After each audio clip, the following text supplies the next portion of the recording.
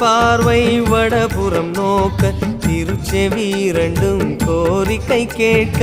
இடக்கை வலக்கை இக பரம் கணிக்க மலரும் இறைவா பதமலர் போற்றி மலை போல் வளரும் மாய கணேசா நிலையா வாழ்வில் நிம்மதி நீதா நிம்மதி அருளும் நிதர்சனம் போற்றி